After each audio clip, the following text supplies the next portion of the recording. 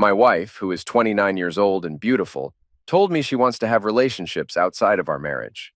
She was very clear about it, and it was easy for me to understand.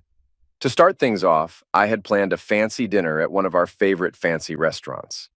I made sure everything was perfect, with nice white tablecloths and a great selection of wine. I even bought her a diamond necklace she had been hinting at, spending almost $1,000 on it. But I didn't know I would soon need to make that money back. During dinner, I could tell she was feeling uneasy. Our usual relaxed conversations had a bit of tension. She seemed distracted, looking around the room like she was searching for something or someone. Normally, when she looked at me, her gaze was steady, but now it wandered without focus. Finally, after we finished the main course and had more wine, she brought up what was on her mind. "Honey, there's something I've been thinking about for a while now, and I think it's time to talk about it." I stopped, carefully putting my wine glass down. What could she be talking about? Her tone had changed, becoming serious like she does when something important is on her mind. I started thinking about what she might say. Was she going to say she was ready to have a baby? We had talked about it before, agreeing to wait until we were more settled in our careers and finances. Well, we'd achieved those goals, and I was excited about the idea of starting a family. But her avoiding eye contact suggested it was something else.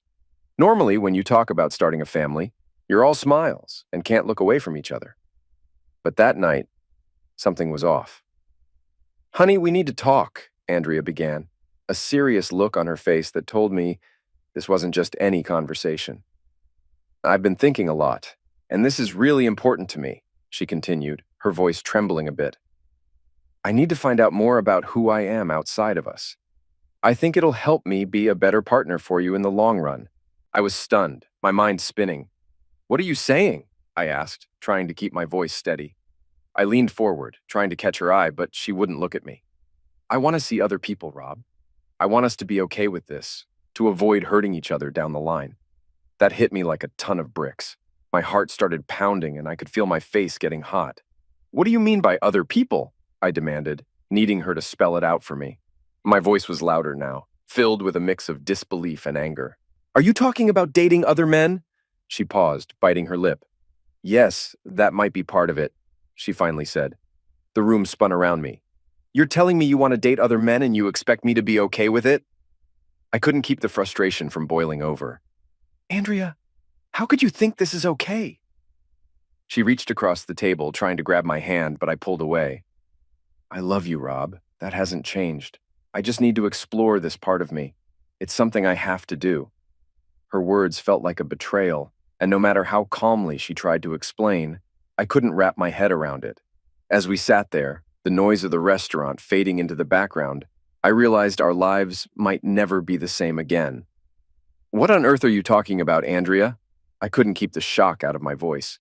"You want to have an affair, and you expect me to just nod and agree while you go off with other men? Jesus Christ!" My words were louder than I intended, and I could feel the stares of other diners burning into us. "Keep your voice down, honey," Andrea hissed. "We don't need the whole place listening in." It hit me then. She'd picked this crowded restaurant on purpose, figuring I wouldn't make a scene in public. She had set me up, and I was completely caught off guard. My stomach turned and I felt sick, like I might throw up everything we'd just eaten. The only thing I could think to ask was, "Why, Andrea? Why other men?" I pressed on, needing answers. "What does explore yourself even mean? Are you saying you want to sleep with other men? Are you leaving me?" She looked at me, her eyes soft but firm. "No, Rob, I'm not leaving you. There are a lot of reasons why I feel I need to do this. Please believe me when I say I love you deeply. You're my soulmate. I see a future with us, growing old and starting a family. But right now, there are things I'm missing, things I need to find out about myself. I'm asking you just for a few months to let me explore this. After that, I'll be all yours again. I promise." Her words were supposed to be reassuring, but they hung in the air between us, heavy and uncertain. Could I really accept this? Could our marriage survive it? The thought tormented me as I sat there, trying to digest what she was asking of me. This had to be the worst thing I could imagine. During our 5th anniversary dinner, my wife blindsided me by saying she wanted to start seeing other men. She expected me to just accept this, nodding as if nothing was wrong, and promised that afterwards, everything would go back to normal like nothing happened. She even claimed it would make her a better wife. I was speechless. My mind a complete blank, and I couldn't even breathe right. Feeling like I was in some sort of dream, I stood up, placed my napkin neatly on the table, and finished my wine in one gulp. Without a word, I put the glass down, turned around, and walked out. "Honey, where are you going?" she called after me. "I don't know," I answered without turning back, "but you should probably take a cab home." I made my way out of the restaurant, found my car, and just drove. I didn't have a destination in mind. I just needed to get away. My head was pounding, the pain starting from the back of my skull and spreading everywhere, making it hard to think about anything else. I drove aimlessly, lost in the noise of the engine and the blur of the passing streetlights. Time and place didn't matter anymore. The next morning, I woke up in my car, my head pounding and my surroundings unfamiliar. I got out, stretched, and looked around, trying to convince myself last night was just a bad dream. First things first, I desperately needed to use the bathroom and find a huge cup of coffee. I also needed a plan before I could even think about going home. After taking care of business behind a nearby bush, I got back in the car, fired up the engine, and headed out in search of that much-needed coffee. I found a small diner, ordered breakfast with my coffee, and sat down to think things through. Letting my wife have relationships with other men was off the table. It would definitely be the end of our marriage. Despite everything she said last night, I couldn't shake the feeling that she wasn't the woman I thought I married. Maybe she was having some kind of breakdown, dreaming up ideas that were completely out of touch with reality. I'm no psychiatrist, just a guy who's incredibly confused right now. I checked my phone, which I had turned off sometime during the night. Turning it back on, I saw several texts and missed calls from Andrea. She was worried about where I was and how I was doing. Right then, I didn't feel ready to go home or to talk to her, but I knew I couldn't avoid it forever. I decided not to answer her messages just yet. After gulping down several cups of coffee and digging into a hearty breakfast of eggs and bacon, I sketched out a basic plan for what to do next. It was time to deal with the situation waiting for me at home. When I pulled into the driveway, Andrea rushed out the front door, her face filled with worry. "Honey, where were you all night? I was so scared thinking you might have had an accident or something worse," she said, trying to kiss me. I stepped back and said firmly, "Andrea, I need to shower and freshen up. After that, we need to sit down and really talk about this exploring yourself idea you mentioned last night." I walked past her and headed straight to the bedroom to get out of the suit I'd been wearing all night. I took a long, hot shower, using the time to rehearse what I needed to say. Doubts swirled in my mind. I had to figure out if I still had a wife, or if this was her way of saying goodbye. Maybe this was just a test to see how committed I was. Trying to understand what she was thinking was driving me crazy. I loved her. No question. I married her, didn't I? We had a big, beautiful wedding and celebrated with a trip across Europe. I had never even thought about being with another woman. I was all in. But now it seemed like she wasn't on the same page. Luckily, we didn't have kids, which made things a bit simpler. Whether or not that would change depended entirely on how the next few days and weeks unfolded. After changing into clean clothes, I headed into the kitchen to fix myself another cup of coffee. I grabbed a notepad and a pen, noticing Andrea sitting at the kitchen island, her eyes locked on me. I tried to appear calm, but inside my emotions were in turmoil. Coffee in hand, I took a seat across from her. I started, "All right, Andrea, could you please explain again why you want to pursue relationships outside our marriage?" Andrea looked straight at me and said, "Honey, I need to experience validation as a woman. Right now, I don't feel like my needs are being met. I want to explore what those needs are and see if I can find fulfillment on my own." "So you're uncertain about your needs and you're seeking to discover them," I summarized, trying to keep my tone steady. "Also, are you planning to step away from our relationship temporarily to find what you're looking for?"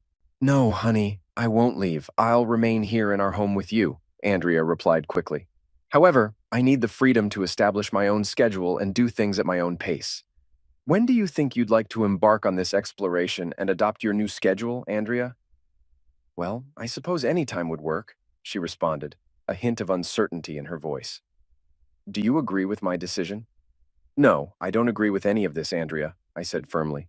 "When we got married, we promised to be partners and lovers for life. Now you want to seek other lovers.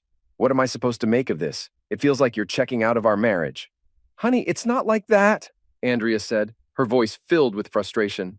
I need to find a connection that's been missing for a couple of years now. Our lives have become all about work. I don't feel appreciated by you like I did when we first got married. Appreciation? My God, everything I do for you, I retorted, feeling my anger start to bubble up. I've been busting my back to provide for us and to build the future we dreamed about when we got married. We've nearly paid off this house for crying out loud. I knew I had to address the most burning issue. Are you planning to have relationships with other men? I asked, trying to keep my voice steady. Honey, I can't say for certain what I'll do. If it feels right with the right person, I might consider it, she responded, avoiding my gaze. So, you're thinking about infidelity then? I pressed, unable to hide my incredulity. It's not infidelity, Rob. It's not cheating if you know about it, she replied calmly. My blood pressure was through the roof. I took a deep breath and sipped my coffee, wishing it were something stronger. I needed to keep my cool to handle this conversation right. Let me get this straight, Andrea, I said, trying to make sense of it all. You're planning to meet other men, go out with them, and maybe even become intimate. Meanwhile, you'll still be living here with me. Is that correct? Honey, it's not that straightforward. I'm not sure yet, Andrea replied, her voice uncertain. It sounds pretty straightforward to me, I countered. What about us? Are we just supposed to put our marriage on hold? Do you expect us to still be intimate while you're exploring this? Of course, Rob. We're a family, you and me. I love you deeply, and I want us to stay a family.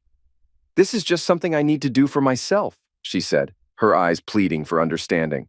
And how often do you plan on doing this, Andrea? Every weekend? Several times a week? Every night? Just how far are you planning to take this exploration? I haven't decided yet, honey. Why are you so focused on the details? Andrea asked, sounding frustrated. Well, I need to know what my life is going to look like while you're out meeting, dating, and being with your new partners.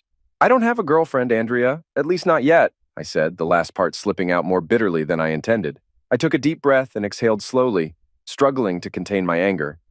Andrea, I need some clarity before we leave here today. Have you genuinely made up your mind about this? Have you considered what this will do to our marriage? Andrea nodded, but she didn't directly answer my question. It appeared she hadn't given much thought to how I might feel. She hadn't considered my opinions. Then she uttered it, the sentence that would shape our future. If you love me, you will let me do this. I responded firmly. If you love me, Andrea, you won't go through with this. This is my ultimatum. Unfaithfulness, even with prior notice, is a marriage breaker. Now my plan needed to take form. Here are my conditions, non-negotiable. If you want to engage with other men, you must move out. I won't share a home with you while you date and have sex with others. Bringing them here is out of the question. You'll have to find alternative accommodation. Honey, where am I supposed to live? Perhaps you can stay with one of your friends, like Jessica from school. You've spent time with her. She's divorced and alone, right? Ask her if you can stay with her for a while. If that doesn't work, you can rent a short-term apartment. You'll be responsible for all expenses, utilities, and your car payment. Andrea worked as a grade 3 teacher in an elementary school and earned a substantial income. I, on the other hand, was a chartered accountant specializing in forensic auditing for a large firm, also enjoying a good income, complete with annual bonuses. From what she had said, it appeared that I wasn't meeting all her needs in our relationship. Andrea seemed to sense my willingness to compromise for the first time as she made eye contact. Thinking she had won, I continued. So, if you're interested in having an open marriage, I suppose I'll need to be patient while you pursue your extramarital affairs. Will you eventually return home to me, Andrea? Honey, of course I will. I love you deeply. You're my husband, and I want us to build a family together. I countered, what am I supposed to do while you're out having intimate relationships with other men? Do you expect me to remain faithful to you? Should I wait for you to finish with your boyfriends and then welcome you back with open arms and love? Have you considered the impact on me at all? I want you as my husband, honey, and only you. Regardless of what I do while I'm away for a while, it won't change my feelings for you once I come back. I want you to be my husband and the father of my children. I couldn't help but find this an odd way of expressing her love. She had already acknowledged that I wouldn't permit her to bring her boyfriends into our home, and she seemed to view that as a victory. She could enjoy her time with other men without fear of my interference. All right, you need to figure out where you're going to stay and let me know this week. But for now, we have some things to arrange here. I want you to move your clothes and belongings to the spare bedroom. I'm not sure I can share the same bed with you at the moment. Your plan is too painful, and I feel like you're leaving me, even if you haven't explicitly said so. So tell me, Andrea, What should I make of all this? Andrea remained silent, possibly starting to realize that I wouldn't simply accept this without question. She might have been taken aback by my request to have her leave our bed, but what did she honestly expect? Did she think I was a complete pushover, ready to passively allow her to run off and have affairs, then return home to play the role of a happily married couple, eventually having children and carrying on with life as if nothing had happened? Not a chance. Andrea happened to be friends with another teacher, Jessica, and I suspected that some of these misguided ideas might be coming from her. Jessica, a divorced grade 4 teacher at the same school as my wife, was caught cheating on her husband with multiple partners, leading to her being kicked out 2 years ago. At 35 years old, Jessica was an attractive woman with an appealing physique. Unfortunately, she had a penchant for sleeping with any man who flashed a smile her way. I had a strong suspicion that Jessica was influencing Andrea's desire to explore herself before starting a family. For me, the reality was simple. If Andrea explored too much, there wouldn't be a family, at least not with me. All that would remain was a divorce. I rose from the table and began walking away. Andrea questioned, "Is that all, Rob? You want me to move out?" "Yeah, for now. Don't misunderstand me, Andrea. I don't want you to go through with any of this. We made a commitment to monogamy when we got married, and you're planning to break that commitment. So what exactly do you expect me to do? Do you think I'll just sit idly by while you engage in relationships with other men? If you want an open marriage, then I suppose I'll have the same option." Andrea was left speechless, and I departed before our discussion escalated into a shouting match. I grabbed my car keys and headed out of the house. "Honey, where are you going?" she called after me. "I'm not certain right now, but don't forget to move your belongings to the spare room and start looking for a place to stay. Remember, you won't be engaging in extramarital affairs until you've moved out," I replied as I left, intentionally slamming the door harder than usual. While I briefly contemplated driving to Jessica's apartment and confronting her, I knew I needed to set aside my anger and frustration for the time being. It was Andrea who had initiated this messed up situation, and she could deal with the inconvenience it brought. Besides, I suspected that Jessica might be more than willing to take Andrea in, and I had to resist the urge to confront her physically. On Monday morning, I was up and out of my office before Andrea even woke up. I had a significant amount of work to do on my plan, considering Andrea's intentions. I had no intention of tolerating her infidelity. Since she seemed to have made up her mind about our marriage, I had to take action. It hurt that she believed she could engage in extramarital affairs, thinking I'd foolishly stand by, let her do it, and then act like everything was fine when she returned. What if she came back with an STD or worse? Pregnant? No way. I wouldn't allow it. Step one was reaching out to my lawyer. My lawyer happened to be a friend who handled various legal matters, such as real estate and wills. I didn't expect him to handle the divorce directly, but he could provide a referral. He did just that, recommending a competent divorce attorney from his firm. I had a meeting scheduled with her that same afternoon. It was a tough conversation, but my new lawyer was an experienced litigator and well-versed in our state's laws. I didn't want this divorce to become acrimonious. In fact, I was content with a fair 50-50 split of our assets. Neither of us had much when we married, and we'd both worked hard to build a comfortable life together, until now. So, I was willing to divide things evenly. I wasn't completely heartless, and battling over assets would only prolong the divorce process. The assets weren't worth holding on to if it meant dealing with a cheating wife. The necessary paperwork would be prepared and held until I had evidence of my wife's infidelity. Until then, this was just an initial move on my part. The week seemed to drag on. I made an effort to spend as little time at home as possible, going out every evening, mostly to the gym to relieve stress. I noticed that Andrea was spending a lot of time with Jessica. On Thursday, she informed me that she'd be staying with Jessica for a couple of weeks until she found a more suitable place. I knew it would be a convenient setup for her to be with her boyfriends without any interruptions from me. It seemed like Jessica might be entertaining her own boyfriends simultaneously, turning it into quite a mess. This situation was just incredibly messed up. On Saturday, just 1 week after celebrating our 5th wedding anniversary, my wife made her decision to engage in extramarital affairs evident by packing her belongings into her car and preparing to leave. However, she hesitated just before her departure.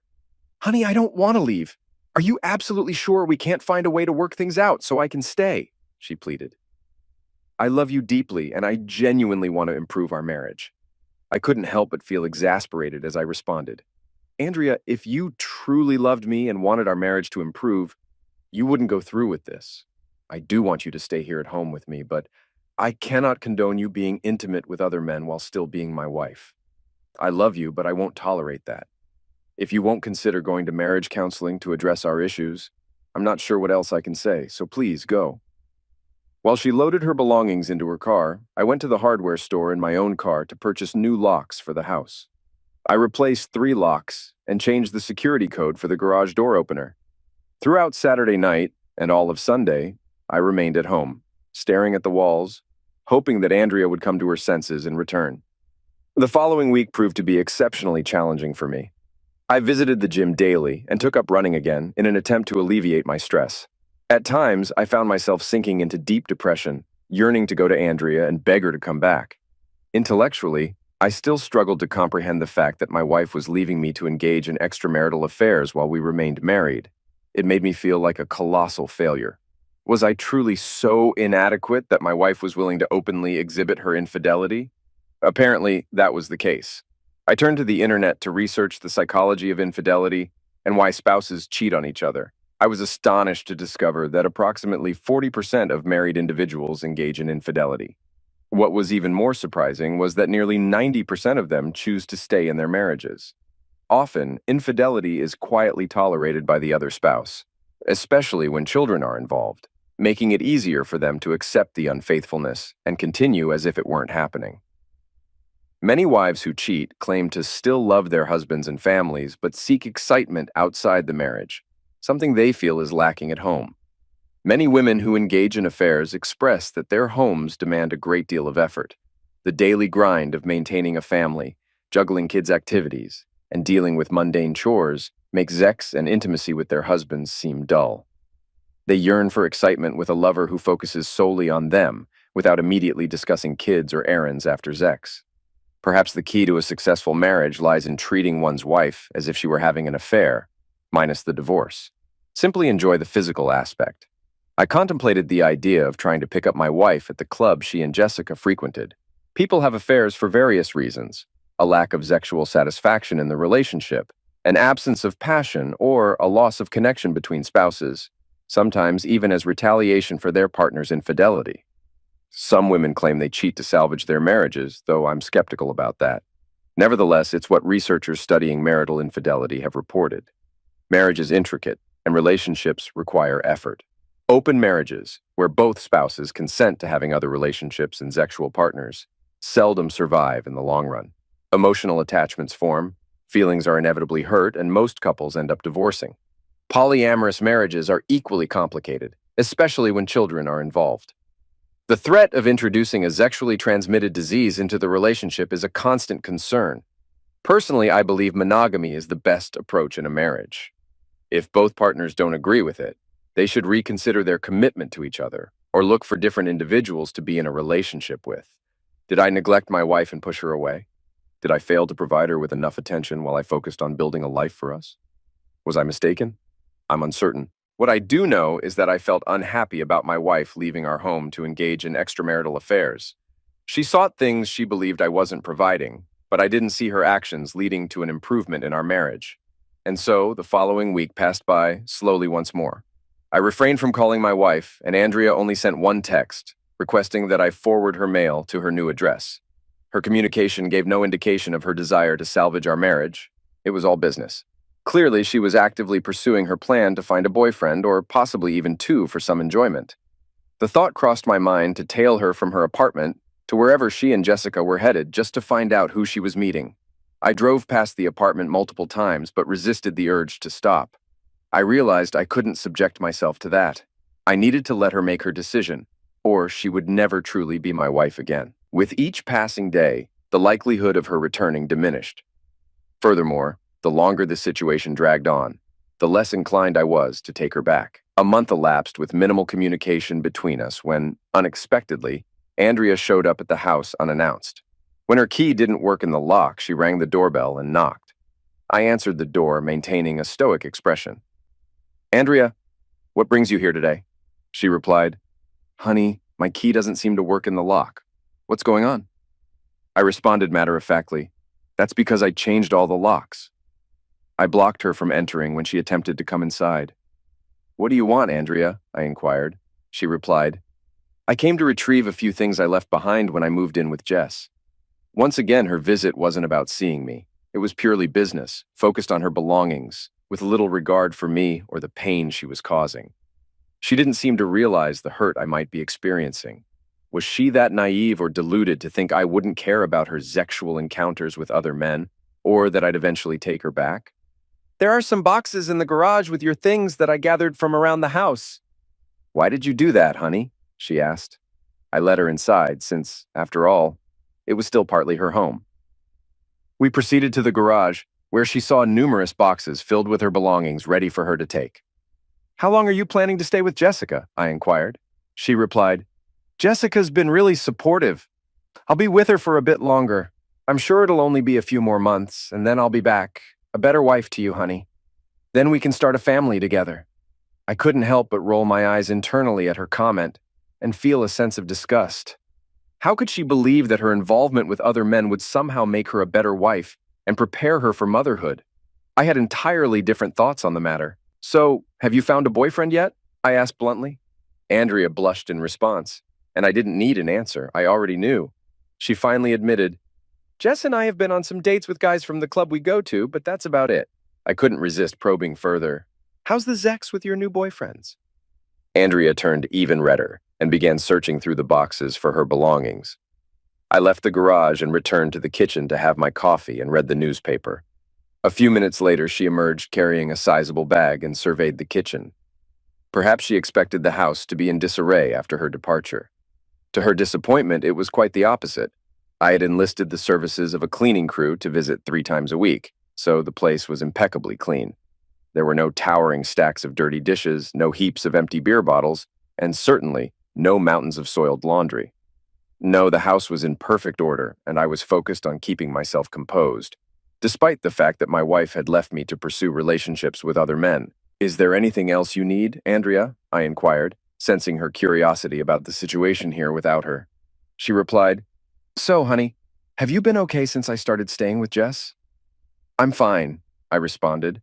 "I've been quite busy with work, and I'm frequently on the road." Concerned, she probed further. "Honey, have you been getting out at all, or have you been staying home alone?" And there it was, the pivotal question I had anticipated. It was time to introduce a small twist into the conversation and observe her reaction. "I've been trying to keep myself occupied," I explained. "I joined a cycling group that meets twice a week for organized rides. We start from a designated point and ride together for 40 to 60 miles. It's been quite enjoyable, and I've met many new people. They're a fantastic bunch. Typically, we head somewhere for a beer and a burger afterward, as all that riding really works up an appetite. I made a conscious effort to maintain my distance from excessive alcohol, as it wouldn't serve my well-being in any way. My weight had dropped by 15 pounds in recent weeks, partly due to exercise and partly due to the stress that her actions had inflicted upon me. Regular physical activity was perhaps the only thing preventing a complete mental breakdown. She responded with a tone that hinted at more interest in my activities than her initial question implied. What I gathered was that she wanted to know if I had started meeting other women. As Andrea drove away from the house, she might have begun to realize that her plan wasn't unfolding as smoothly as she had anticipated.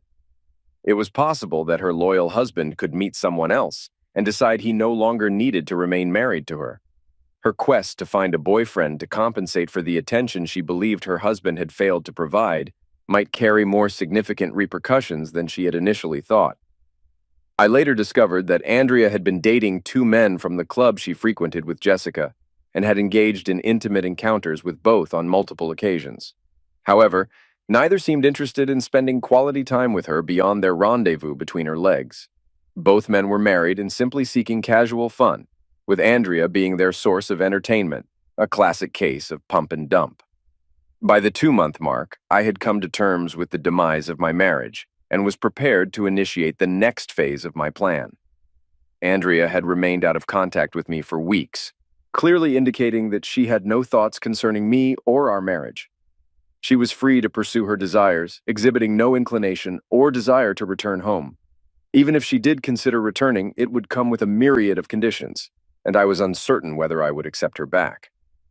Adding to my reservations, I discovered that she had taken a vacation to the Dominican Republic with one of her boyfriends during the school break.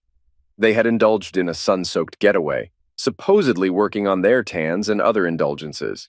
If this was her notion of strengthening our marriage through infidelity, well, it left much to be desired. The influence of Jessica's persuasive narratives, depicting me as a neglectful husband who had disregarded my wife, had taken hold of Andrea's mindset before she decided to abandon our marriage. Now, she resided in a two-bedroom apartment with her discontented divorced friend, and her reputation among fellow teachers and family members was deteriorating rapidly.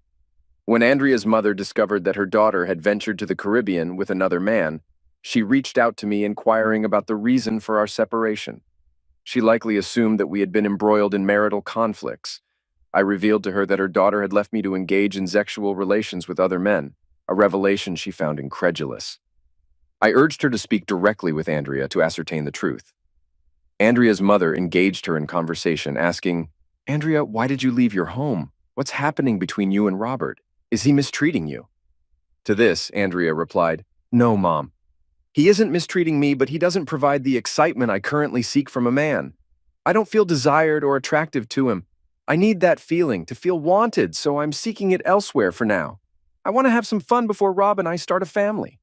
I plan to return to him in a few months when he will appreciate me more, and everything will be fine.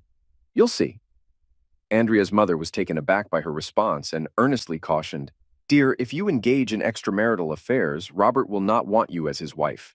Cheating on him is the surest way to end your marriage. Do you not comprehend that?" "I know that Rob loves me, Mom," Andrea retorted confidently. "He understands my needs. I'll return home in a few months, perhaps a year at most, and then we'll start a family." "Dear, you must come to your senses and return home now," her mother implored, "or there won't be a marriage or a husband to return to, and there certainly won't be any children with him. Do you understand me?" "Mom, I am confident that Rob loves me," Andrea insisted, remaining resolute in her beliefs. Even her mother's earnest efforts failed to instill reason in her. Therefore, embracing the "what's good for the goose is good for the gander" mentality, I resolved to explore the possibility of a life without her. It had been approximately 3 months since Andrea's departure, and it was time for me to move forward. Summoning the courage, I asked one of the women I knew from cycling for a date, primarily seeking female companionship and a break from the monotonous routine I had endured. Since my wife had moved out, my daily routine consisted of work, the gym, cycling, and sleep, and it repeated day after day as I waited for this madness to come to an end. That was my life. A part of me hoped that Andrea would come to her senses and put an end to this absurdity by returning home. However, that seemed unlikely. I had to confront the reality that she probably wouldn't come back, at least not as the wife I had married or the woman I once knew. It appeared she was savoring her newfound freedom and seeking the excitement and validation as a woman that had been missing from our marriage, echoing the motivations psychologists attribute to married women who cheat on their husbands. So I decided to attempt to arrange a date without coming across as overly desperate or just hitting on someone randomly. That might be too peculiar, I thought. I wanted to become acquainted with the people in my cycling group and have them get to know me before considering inviting one of the women on a date. I wanted it to be a genuine connection, not a pity date. Most of my cycling friends were aware of my separation from my wife, and I suspected that some might even know about Andrea's active dating life. In a city not that large, word tends to get around. When I asked Diane, one of the women in the group, to join me for a tea or a drink, I was pleasantly surprised when she accepted. I suggested going out on a casual Saturday night to a nice place and planned for us to go kayaking on a nearby lake before dinner. I had some experience with kayaking from a few years back, so I knew the ropes. Diane had never kayaked before, but she expressed her interest and we agreed on the plan. So it became a date. We had a wonderful time kayaking, covering around 10 miles over about 3 hours. Afterward, we headed to a charming restaurant for a satisfying meal and drinks. I ordered a craft beer with steak and French fries, while Diane opted for white wine with a pasta dish. It was a relaxed and informal setting, free from any pressure. We wrapped up the evening with ice cream from a waterfront boardwalk stand, and I drove her home. I told her I had a fantastic time, intending to give her a kiss on the cheek, but she surprised me by leaning in and planting a kiss on my lips. It was a delightful and unexpected moment. I didn't want to appear overly eager, so I waited until our regular Tuesday cycling meetup to arrange another date. To my surprise, Diane expressed concern that my lack of contact might have meant I didn't enjoy our time together. I quickly assured her that the opposite was true. I had a fantastic time and truly relished our outing and being in her company. We scheduled a Saturday date, this time for a round of golf. I had read online about the delicate balance of texting and calling to maintain someone's interest. Men who excessively message or call women are often seen as overly needy, which tends to drive women away. So on Friday, I sent Diana a text expressing my anticipation for our Saturday golf game and suggesting a time for me to pick her up, while also offering the option for her to meet me at the golf club if she preferred. She kindly requested that I pick her up, so we settled on an early afternoon time. Our time on the golf course was a lot of fun, even though neither of us possessed professional-level golf skills. That evening, we had dinner at my place, where we enjoyed a barbecue and a bottle of wine. After our meal, as the night grew late, I prepared to drive her home. However, she took the car keys from my hand, placed them on the kitchen counter, and asked to see the bedroom. The following morning, I woke up beside a stunning woman with her arm draped over my chest. Diane had gorgeous, long, dark hair, captivating green eyes, and flawless skin. A small scar on her chin from a bicycle accident added character to her lovely face. She stood tall at around 5 feet 11 inches, maintaining a slender figure. She probably weighed around 140 pounds and was in great shape. Her occupation as a nurse in the pediatric department of the hospital spoke volumes about her compassion for others. She came across as authentic, exuding a magnetic charm that drew me to her from the moment we met. We enjoyed breakfast on my patio, and our conversation eventually shifted toward my plans and the possibility of divorce. It was a sensitive topic, but I understood her need to know my intentions before investing emotionally in our connection. After all, no woman wants to invest time in a man who might reconcile with his estranged wife in a few weeks. When I explained the peculiar way Andrea had justified her departure to Diane, her expression confirmed what I had already suspected. She believed Andrea wasn't coming back. I think that nudge from Diane helped me move forward with the next phase of my plan. On Monday morning, I contacted my lawyer and had her assign an investigator to the case. I wanted to determine how many men Andrea was involved with before presenting her with divorce papers. It turned out she was dating multiple men, mostly married, and they would often gather at Jessica's apartment to continue their partying after leaving various bars and clubs around the city. 2 weeks later, Andrea received the divorce petition, marking the beginning of a tumultuous period. That night, she drove to the house to confront me. When I answered the doorbell, I was met by my estranged wife holding a large brown envelope, her face filled with distress. I inquired, "Andrea, what brings you here tonight?" She responded, "Honey, a guy delivered these documents to me today. Why did you file for divorce? I told you I would be home soon, even this week. We can start working on that baby we talked about." I invited her in and asked her to take a seat in the kitchen, stating, "It's a bit late for that, Andrea. I told you when you left that I didn't want you to go, but you went anyway." She attempted to explain, "Honey, I told you that I needed to find out who I was and feel good about myself." I interrupted with a hint of sarcasm. "So, do you feel good about yourself now? Are you validated as a woman? Have you explored your sexuality and new relationships, met exciting people? Had your fair share of intimate encounters?" Growing agitated, I continued, "Because it sure looks to me like you have. I've had virtually no communication from you since you left our home. You didn't even call me on my birthday. Probably too busy with one of your boyfriends in the Dominican Republic that week. Your mother called me wondering why you didn't even call her on Mother's Day. Have you spent this entire time pursuing physical pleasure?" She pleaded, "Honey, I love you very much, and I realize I may have gone too far. I'm coming home today." I firmly responded, "No, you're not. Honey, what are you talking about? I'm still your wife, and this is still my house. I'm going back to Jess's place to collect my things, and I'll be home in a few hours," I corrected her. "Ah, no, you're not. Did you read through all the documents in that package you received? At the back, there's a judge's order specifying that you cannot come within 500 feet of this house until the divorce is finalized. Technically, you're currently in violation of that court order. I'm not going to make an issue out of it, but you need to leave now, and we can address this matter in court to sort out the details." Andrea was slowly coming to terms with the seriousness of our wedding vows, which included commitments like love, honor, cherish, faithfulness, and the crucial aspect of fidelity. I made it clear to her that this house held no sentimental value for me. If she desired it, that was perfectly fine. It's almost paid off. So my half is approximately worth $150,000. She could have it for that amount. However, if she wasn't willing to pay that sum, we would sell it and split the proceeds from the sale. It was a straightforward arrangement, but for the time being, she was not moving back while I remained in the house. I escorted her to the door, closed and locked it behind her. A month later, we managed to avoid the need for a court appearance and quietly settled our divorce. Andrea received half of our assets, as she was legally entitled to. We sold the house, and I moved on with my life. Andrea resumed her new routine, but I heard from a friend that her school, a charter school, had advised her to keep her personal life more discreet.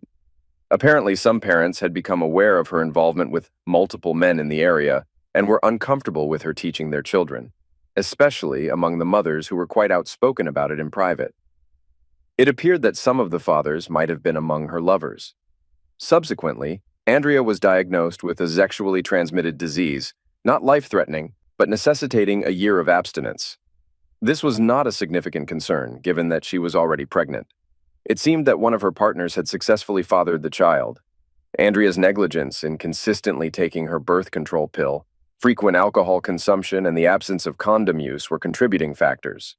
The father remained unidentified, but bore an uncanny resemblance to one of the teachers at her school, a married man. My divorce was officially concluded, and I was free from Andrea. It has been approximately a year since all the turmoil with Andrea began. I purchased a new house, received a promotion at work, and most importantly, Diane and I are now living together. We are excited to announce two things. First, we will be getting married this summer, and second, we are expecting to become parents around Christmas.